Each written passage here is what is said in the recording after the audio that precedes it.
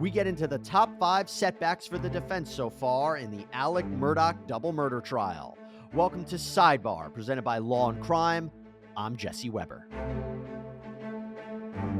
You recognize any voices on that video? I recognize 3. Can you tell the jury what voices you recognize? I recognize Paul Murdaugh. I recognize Maggie Murdaugh, and I recognize Alex Murdaugh. And when you say Alex Murdaugh, do you see him in the courtroom here today? I do. Can you point him out for the jury, please? Yes, or sir. describe him? He's wearing a blue blazer and has his glasses on his head. And how sure are you? 100%. The back and forth in the Alex Murdaugh case is like a tug of war. There are some moments that are great for the prosecution. There are others that are great for the defense. Honestly, it is very hard at this point, in my opinion, to know which way the jury is going to go when they're ultimately handed the case. And what a case it is for the jury to consider. I mean, the question of whether or not Alex Murdaugh, the former renowned South Carolina attorney, murdered his wife Maggie and son Paul by shooting them to death on their family property back on June 7th, 2021, that is not an easy question to answer. So as we reflect on this trial, we thought, let's revisit the top 5 major setbacks for the defense. Now, I'll add a caveat. At the time of this recording, we don't know what's going to come out next. So at the time of this recording, let's go over them. And these are the things that are right now not so great for the defense's case. First up, let's start. You know where I'm going to go. The very big one, the kennel video. My opinion, strongest piece of evidence we've seen so far.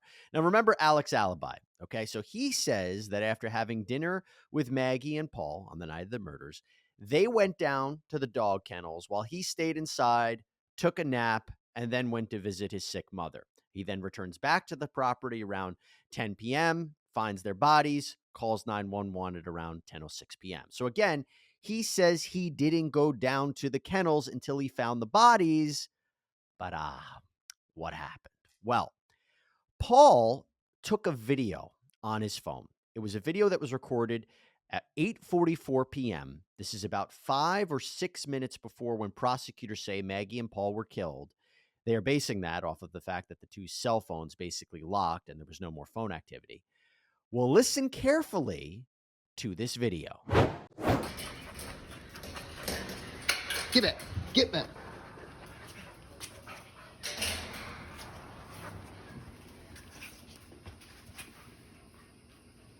Quit, Cash. Come on. Quit. That's okay. Come here. It's not that bad. Come here, Cash. Shit. Come here. Post it. Cash. Hey, he's got a bird in his mouth. Bubba. Hey, Bubba. That's a guinea. This is a chicken. Come here, Bubba. Come here, Cash. Come here, Bubba. Cash. Quit.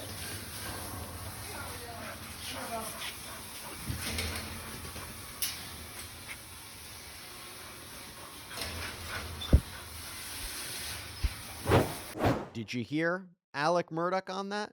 Because I'll tell you, multiple people who know him well and know his voice well said they are sure it is him. You recognize your dog? I do.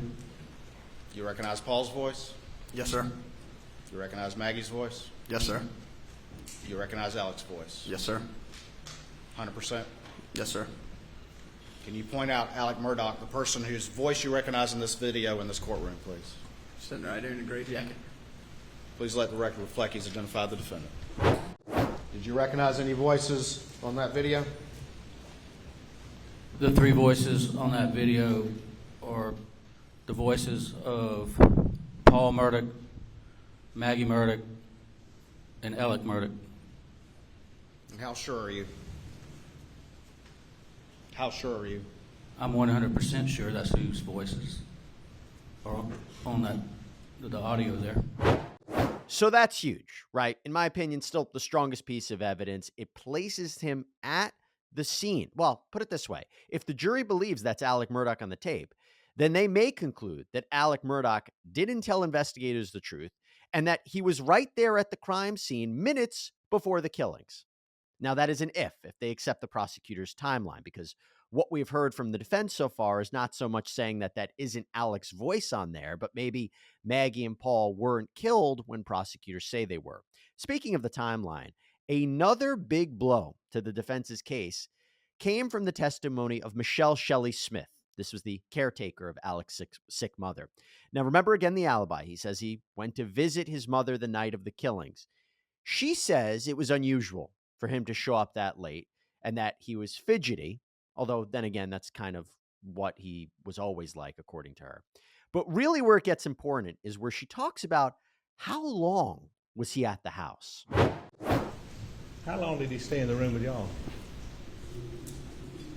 When I say y'all, for the record, you and Miss Libby, I apologize. About 15 to 20 minutes. 20 minutes. And according to Miss Smith, Alec told her that if anyone asks her about how long he was there, well, say this. He was telling you or saying to you that he was at the house? Mm-hmm. When? The night of the murders. The night of the murders? Yes. What was he telling you about that he was at the house the night of the murders? That he'd been there 30 to 40 minutes.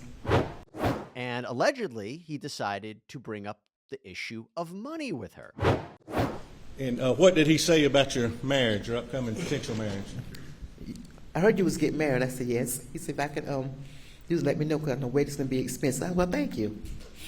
The wedding's going to be expensive? He said, wedding's going to be expensive. I said, well, thank you. Did he offer to help? Yes, he offered. That's the type of person, a good person. And did he ever mention the wedding to you before? No. Mm-mm. Did you mention that to him before? No. So what does this look like? This testimony would give the impression that he was buying her off to cover for him, right? I'll help you out. Because according to her, he wanted her to say he was at the house longer than when she says he was actually there. Now, if that's true, that is incredibly shady. Don't just take her word for it, because we heard from an FBI electronics engineer who extracted data from Murdaugh's Chevy Suburban that he drove the night of the murders. And based on what the car was in and out of parking mode, it seems that the car was at Murdaugh's mother's house at a time frame that lines up with Shelley Smith's testimony. Not to put you on the spot, we'll go back up and look real quick.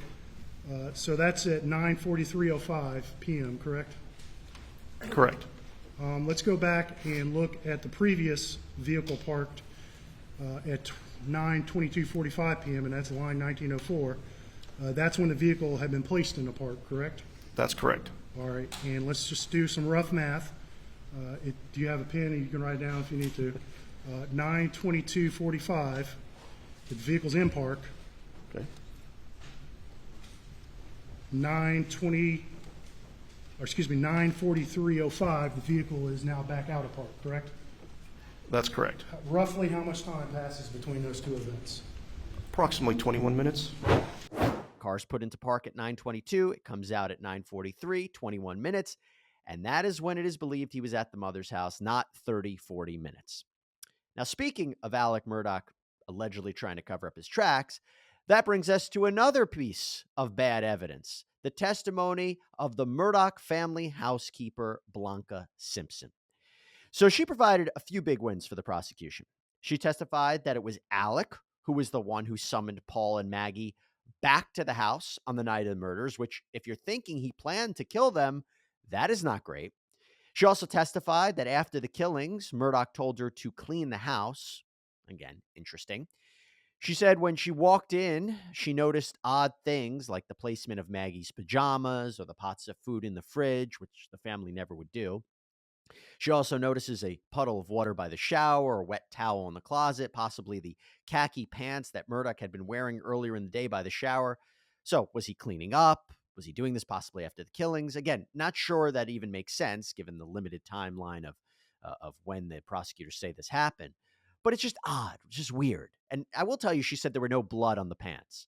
But remember, he changed his clothes at some point that day, right? Because he was wearing something very different in his interview with detectives. He was wearing a white shirt, white T-shirt, and shorts, different than the polo shirt and the khakis that we see him wearing earlier on in a Snapchat video. And again, because he's wearing this blue seafoam polo shirt. That shirt, by the way, has never been found. So keep that in mind. Now, keep all of this in mind when Simpson recounts a very important conversation she had with Alex Murdaugh. He said, B, I need to talk to you. And he said, come here, sit down. So I went in the living room. I sat down. And he was pacing back and forth in the living room. And he said, I got a bad feeling. He said, I got a bad feeling. He said, something's not right. And then he said, well, you know, there's a video. There was a video that was out. I hadn't seen a video. And he said, you remember the shirt I was wearing, that Vinnie Vine shirt? That's what he said to me. And in my mind, I was saying, I don't remember Vinnie Vine's shirt. It was the polo shirt. But I didn't mention. He said, well, you know what? I was wearing that shirt. He said, you know, in the that day.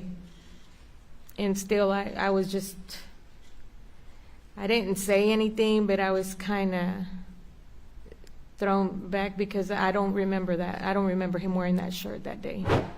I know what he was wearing the day he left the house, and I was basically confused. I didn't really know whether he was trying to get me to say that shirt, if I was to be asked that if that was the shirt he was wearing.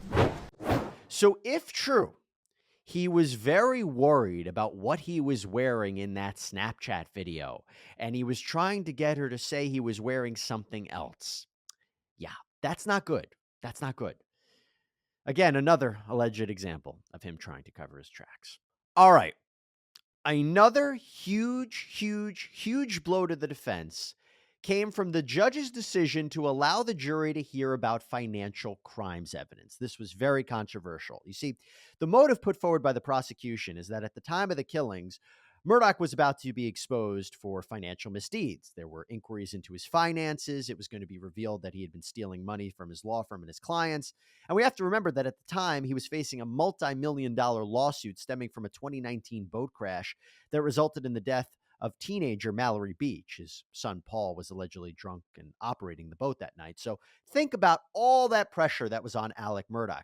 And despite the defense saying that there's no way this is connected to the killings, that allowing in this evidence is going to prejudice the jury, Judge Clifton Newman disagreed and said that the alleged financial crimes could be used to show the malice of the killings. In other words, the evil intent.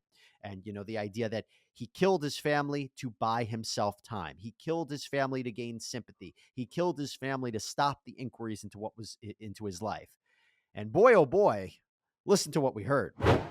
I looked at him and I said, Alex, and I'm sure I said F or H or something. I said, what is going on? I need to know what's going on. Because I know about this thing that Lee's called me about, and I need to know if there's something else you've done that involves me that I don't know about. That's a problem for me. What is going on? What does he say?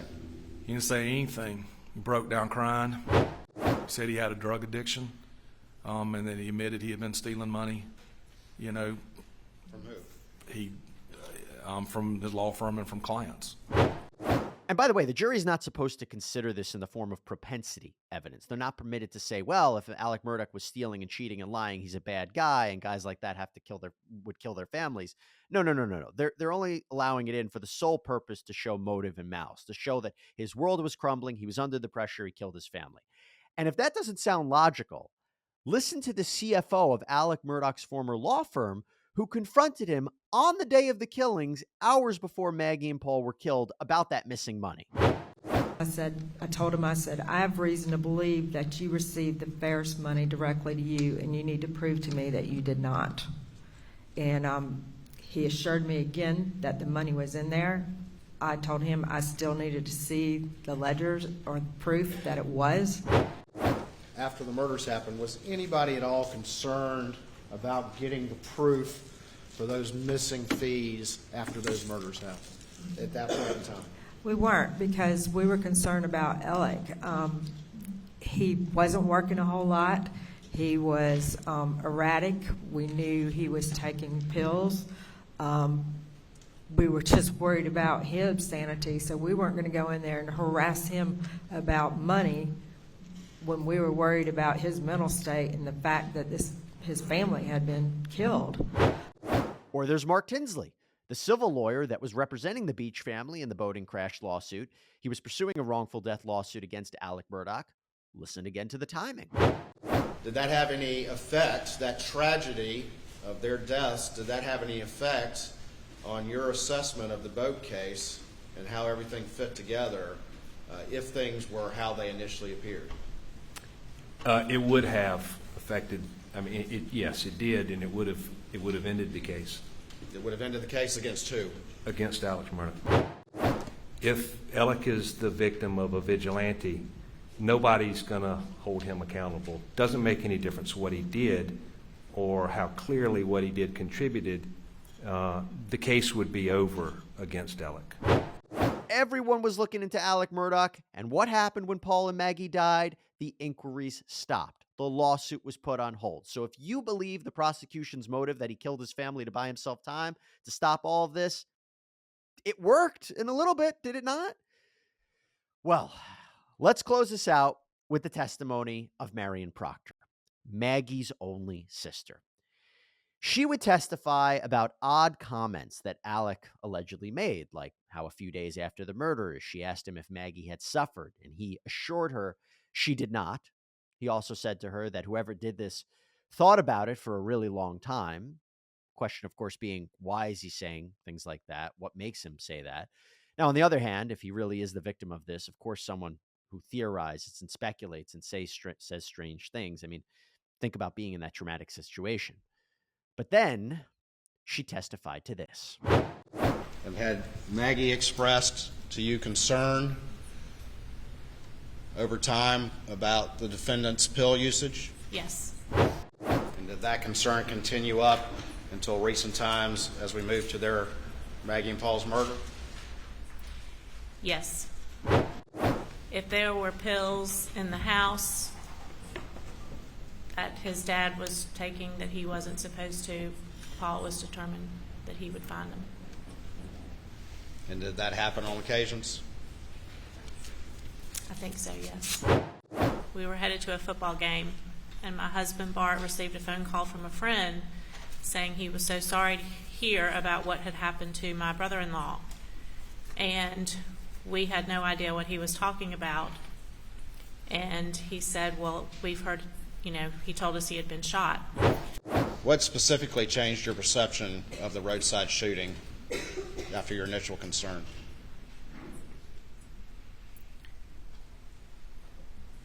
The story that was initially told about what happened came to not be true.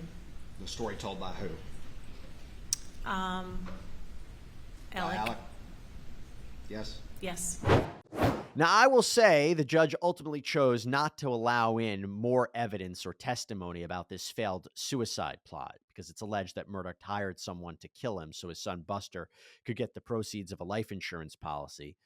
It's not great either way. I mean, testifying about Murdaugh's drug issues, testifying about that his story about how the shooting unfolded is not exactly what it seemed. The judge may have decided to not let that evidence in, but the jury already heard that comment. That's not good. It looks, again, like he's hiding something and he's up to shady business. Now, again, as I said, this is just some of the damaging testimony that we've seen so far at the time of this recording. Let's wait and see what comes out next. And that's all we have for you here on Sidebar, everybody. Thank you so much for joining us. Please subscribe on Apple Podcasts, Spotify, YouTube, wherever you get your podcasts. I'm Jesse Weber. I'll speak to you next time.